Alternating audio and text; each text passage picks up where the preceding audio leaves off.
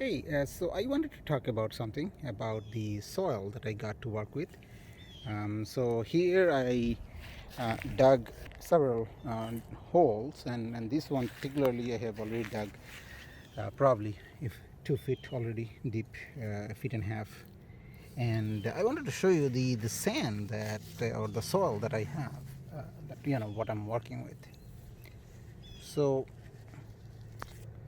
this is what I have. Um, and as you can see, I could keep digging feet after feet and I'll have nothing but this.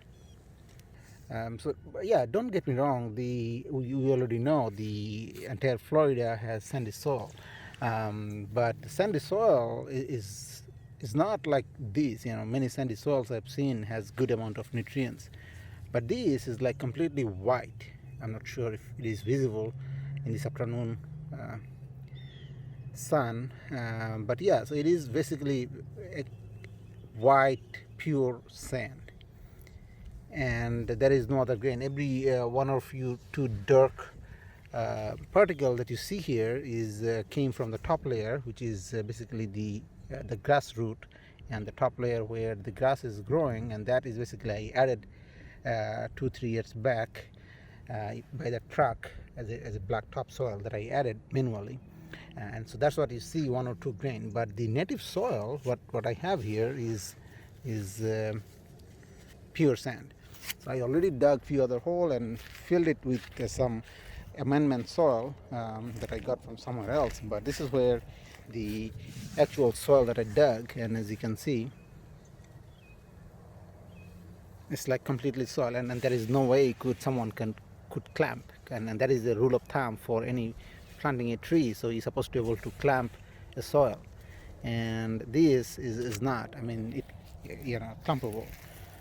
I mean, and yeah, so that could be probably for the dryness, but the soil itself is like completely dead of lack of nutrients.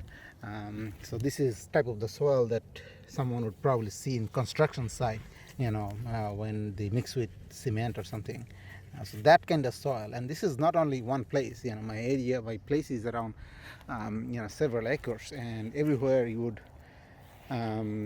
dig, I would get things like that, and just like this, it's like sand, sand, and sand, and more sand.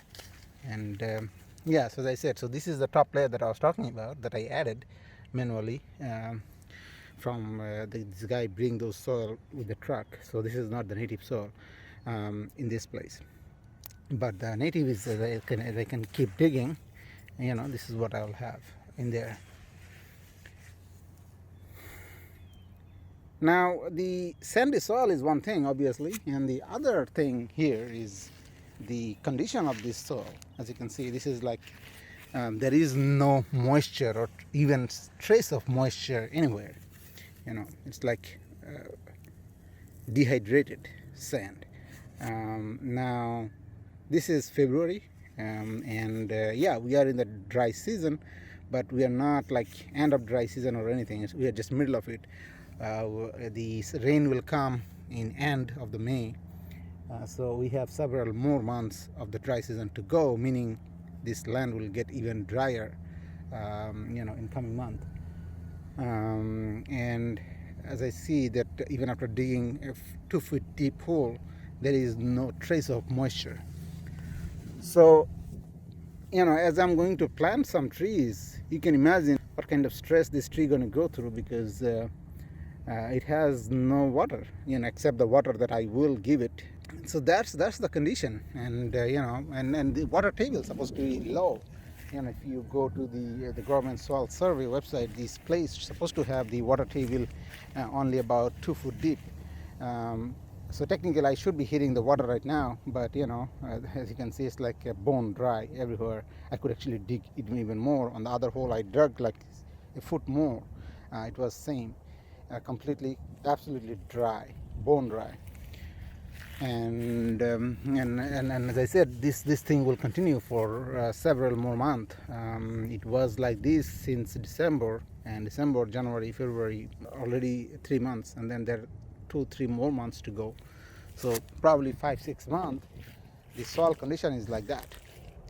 But here is the kicker or the flip condition. So as soon as the rain comes in May, so this area will be wet. So it won't be flooded, but in several weeks at a time, when the rain persists, it will have ankle deep water. So all the tree, they cannot tolerate the standing water. Their root will start rotting. So right here, you can see there is a deep depression here. So right there, I had a moringa tree. Right now, the tree is transplanted over there, the stick right there. So that tree was here, and after several years of this tree dying, I finally dug it out, and I saw the main root rotting due to standing water. Moringa cannot stand standing water, and that's what was happening. So half of the year, the ground is like flooding or standing water, so that nothing can grow root, and the other half of the year is completely bone dry, and so nothing else can grow on there as well.